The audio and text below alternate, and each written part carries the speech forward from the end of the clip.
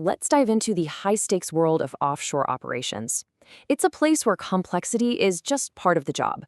You've got multi-million-dollar assets, a bunch of different contractors, and incredibly critical tasks all happening in the same very tight space. Managing this kind of controlled chaos isn't just about being efficient, it's about survival. So, that brings up the big question every single leader in the marine industry has to deal with. When you have a diving support vessel working just a few feet away from a major subsea construction project, how do you actually prevent a catastrophe? How do you protect your people, your hugely expensive assets, and of course, your company's reputation? Well, it turns out the industry has a name for this very challenge. It's called SIMOPS, which stands for Simultaneous Operations. But more importantly, there's a formal, really structured process designed to manage this built-in risk, right from the very beginning to the very end. So in this explainer, we're going to walk through that entire SIMOPS lifecycle. We'll start with how to manage all that complexity, then dig into the planning and safety foundation, move on to the live execution and control, and finally, we'll see how to close the loop with learning and improvement. Now, the framework we're going to be using as our guide here is the gold standard in the industry. It's the International Marine Contractors Association's M203 guidance. And let me tell you, this isn't just some dusty rulebook. It's the actual operational playbook for navigating SIMOPS safely. The really key thing to get your head around here is that SIMOPS isn't just a single event, it's a whole continuous life cycle. As you can see, it all kicks off with identifying the situation. Then it moves through all the planning and execution stages, and it wraps up with a formal closeout. Every single stage is proactively managed.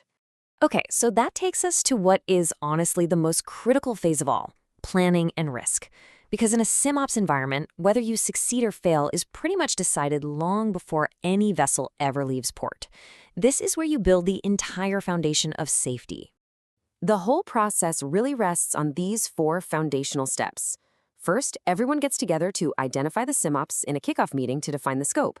Then, each party goes off to prepare their own detailed plans or dossiers. That preparation allows them to come back together for a joint risk assessment, which finally leads to the development of the master playbook, the interface document. Now, for that joint assessment to even have a chance of working, everybody's got to show up prepared with what's called a work-specific dossier. And this isn't just a stack of paperwork, believe me. It is a comprehensive blueprint of everything they plan to do, from step-by-step procedures and org charts to, most importantly, a full list of all of the risks they've identified and how they plan to mitigate them. And all of that hard work, all the planning, the risk assessments using tools like hazard identification and risk analysis or HIRA, it all leads to this, the hierarchy of controls. This is the definitive structure. It spells out exactly who is in charge and when. It defines the reporting lines, and critically, it establishes the clear authority to either give the green light or, just as important, to stop the work. All right, so we've done the planning. Now it's time to move from paper to the real world. This is where the rubber really meets the road. This is where all those plans get put to the test in a live, dynamic environment, where clear roles, solid controls, and absolutely flawless communication mean everything. The go-to guide for everyone on site is the SIMOPS interface document. Think of it as the single source of truth. It leaves no doubt about who has primacy, meaning the single person in charge, or PIC, who has the ultimate authority. It centralizes control under one permit system, it details the entire communication plan, and it lays out all the contingency plans. And here is a fantastic example of a tool that makes things crystal clear, the SIMOPS matrix. This simple little grid just removes all the guesswork. So can Vessel A perform a lift while Vessel B is doing ROV ops? The matrix says yes, but with specific controls in place. Can Vessel A move while Vessel B is busy with subsea work?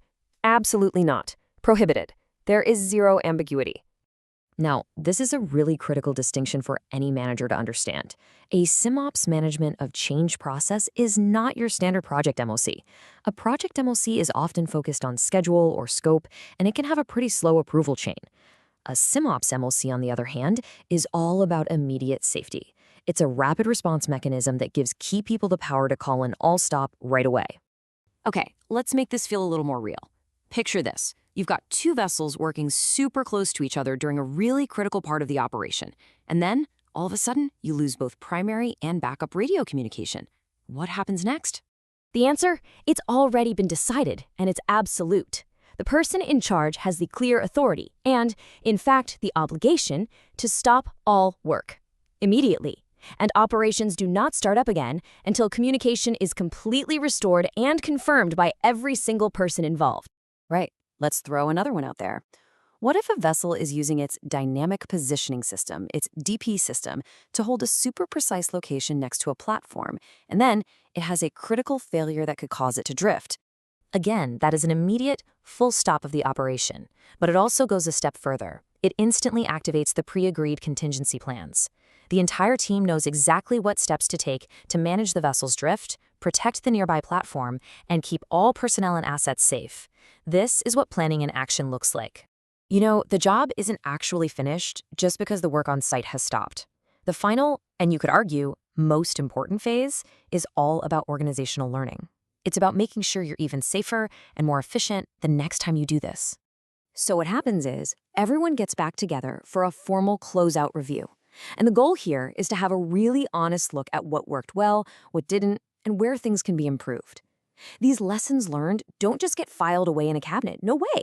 They become direct input for the risk assessment and planning of the very next operation. When you step back, you see that this whole life cycle is about so much more than just a single project. By adopting the MKM 203 guidance, a company is sending a powerful signal that it's committed to the absolute highest safety standards. It's a form of industry self-regulation, and it gives clients real, tangible assurance that their risk is being managed responsibly. So there you have it, a proven framework for managing some pretty extreme operational risks. Which really leaves one last question, doesn't it? How does this apply to your organization?